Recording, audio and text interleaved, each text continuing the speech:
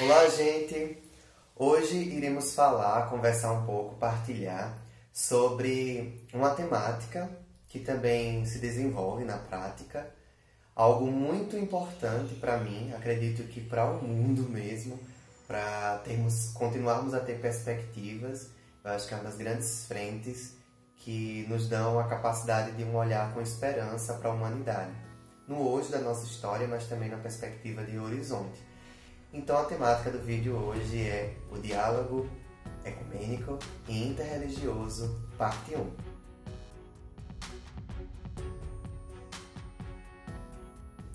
Parte 1, porque essa temática me é algo tão caro, tão bonito, que eu vou abordar de diversas formas. Mesmo não sendo lançados de forma sequencial, eles pretendem ter uma ligação. Então, quando for o próximo vídeo, eu vou ver o que já foi falado, como foi interpretado neste vídeo, para poder conduzir os próximos. Nesse vídeo, basicamente, eu queria, então, apresentar duas coisas muito importantes. Primeiro, a definição sobre o que seja diálogo ecumênico interreligioso, baseado em algumas fontes que vão estar na descrição do vídeo, mas também apresentar, e aí vocês não estão vendo aqui, mas está uma bagunça por trás desse cenário, do que vocês estão conseguindo visualizar, de materiais, livros, crachás, coisas que lembram momentos que eu mergulhei no diálogo interreligioso, diálogo ecumênico, apesar de que na prática, na verdade, é o nosso dia a dia, né? Toda vez que nós temos um irmão e eu tenho uma irmã que é de professa outra fé, então toda vez estamos praticando e desenvolvendo esse diálogo ecumênico e interreligioso, seja no trabalho, seja nas nossas relações. Mas alguns momentos são muito chaves para poder a gente, no meu caso, né, haver a discussão, aquele encontro bonito e uma celebração, né? Então é isso que eu queria apresentar para vocês. Então, vamos lá. Eu vou usar aqui também um materialzinho dessa vez, né, para poder me ajudar e me guiar nisto, para que eu não fuja tanto, né? Lembrando que eu tenho um lugar de fala quando eu falo diálogo ecumênico interreligioso. Eu sou cristão, católico, então é a partir da minha perspectiva, né, a partir daquilo que eu li, apesar de ter lido alguns livros falando sobre diálogo a partir de outras religiões, outras experiências de fé, né? Então me dá um pouco esse balanço, mas sim, toda a minha caminhada foi dentro da Igreja Católica. Mas então, qual a definição de diálogo ecumênico? É o diálogo desenvolvido entre religiões, né, experiências de fé que professam a fé em Jesus Cristo. Por exemplo, os cristãos. Então, o diálogo entre o católico e o evangélico, luterano, batista, metodista, presbiteriano, tudo isso é diálogo ecumênico, né? Quando o diálogo entre essas expressões, né, tem uma expressão comum, tem uma fé, né, que se desenvolve a partir de Jesus Cristo. O diálogo interreligioso já é o diálogo, como a própria palavra diz, entre religiões, mas que não possuem necessariamente, né, na verdade, não possuem a mesma a fé baseada no mesmo princípio, podemos dizer, né? Então, católicos, cristãos e ubandistas e candomblecistas e hinduístas, budistas, judeus, enfim, muçulmanos, né? Então, isso se desenvolve, quando isso se desenvolve, se chama diálogo interreligioso.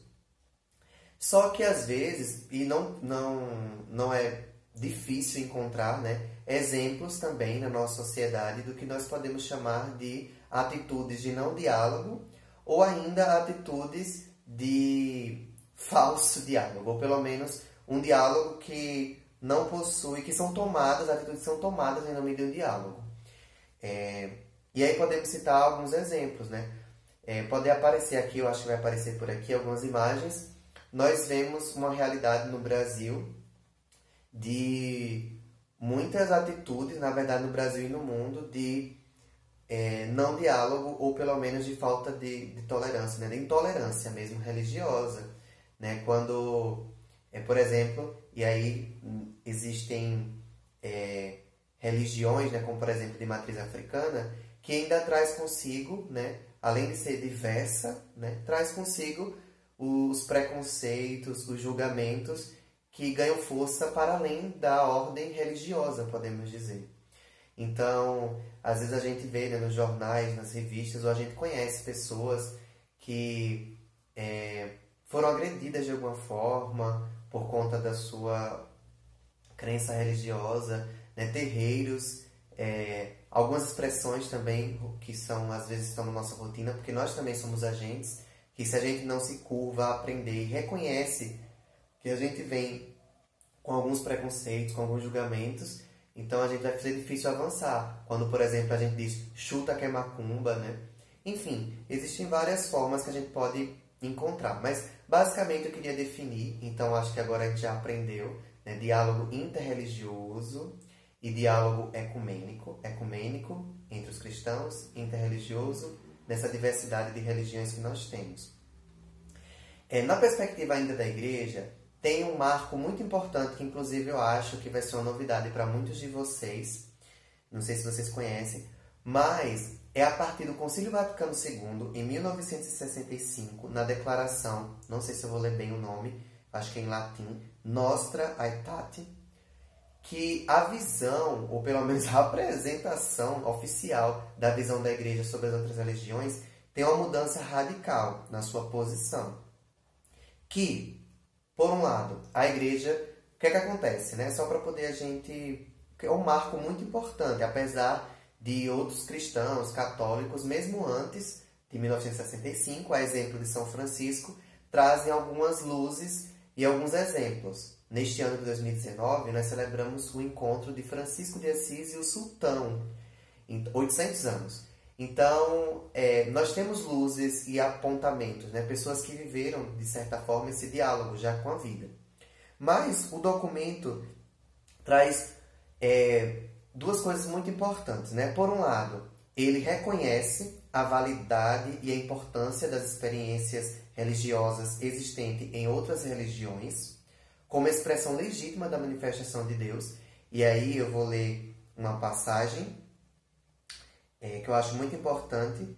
Se bem que, abre aspas, se bem que em muitos pontos estejam as religiões em desacordo com o que ela mesma, a igreja, tem e anuncia, não raro, contudo, refletem lampejos daquela verdade que ilumina todos os homens. Fecha aspas. Ainda podemos continuar.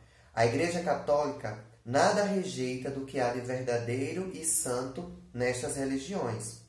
Considera ela, com sincera atenção, aqueles modos de agir e viver, aqueles preceitos e doutrinas. Então, é uma mudança radical mesmo na forma de ver. Então, existem lampejos de verdade. Obviamente que, a depender também de quem olha nessa frase, ainda pode-se ter uma interpretação. Podemos alcançar uma definição ainda mais profunda, um olhar ainda mais profundo sobre isso. Só que, se a gente for olhar numa perspectiva histórica, isso é um grande divisor de águas, é muito belo. Tanto é que a gente ainda não conseguiu nem alcançar, muitos cristãos católicos não conseguiram alcançar essa interpretação. Acredito que muitos de vocês nem tiveram acesso a isso. Ou seja, continuam muitas vezes com atitudes preconceituosas, de julgamento, de que não há verdade, a verdade absoluta está conosco e não existe o mínimo de verdade, da presença de Deus, nada. E aí a gente anula o outro. E, né, também, com isso, a igreja legitima e conduz, né, os membros de sua igreja ao diálogo. Então, aquela perspectiva de inimigo, né, e em nome da religião, quantas guerras foram feitas, né? No caso da Igreja Católica, por exemplo, podemos lembrar as cruzadas. E então a igreja exorta os cristãos católicos a um outro olhar.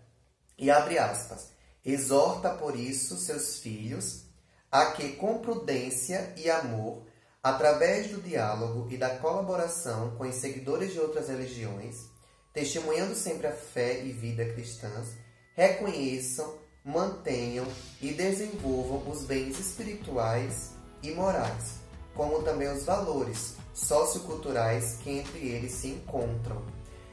E aqui é muito bonito, porque existe uma mudança radical, quer dizer, o outro não é tido como inimigo, mas diante do que é santo, do que é forte, belo na outra, muito pelo contrário, que a gente comungue, que a gente encontre lugares que a gente possa trabalhar, tanto a temática como a condução da prática, do diálogo.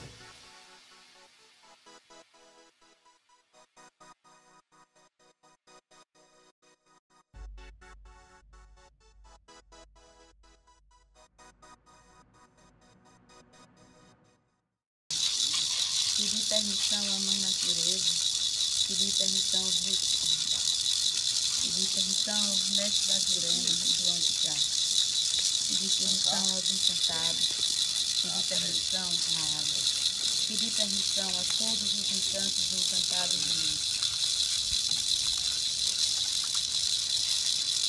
Que nesse momento, que nesta hora, que neste lugar, a margem do rio que gera vida, mas que pode se acabar. Eu rogo, eu peço, eu chamo, eu invoco toda a força da mata, toda a força da água, toda a força do fogo, toda a força das plantas, do ar. Eu peço que cada um de nós sejamos fortalecidos, que cada um de nós sejamos protegidos, que cada um de nós seremos abençoados, e cada dia mais forte, mais guerreiro, mais guerreira, mais amigo, mais companheiro dos rios, mais guardião da vida. Precisamos lembrar das águas como nosso sangue, a terra em si como nosso corpo, as plantas o nosso alimento. Sem água, nada tem vida. Sem água, nada é possível. Que a água nos fortaleça sempre.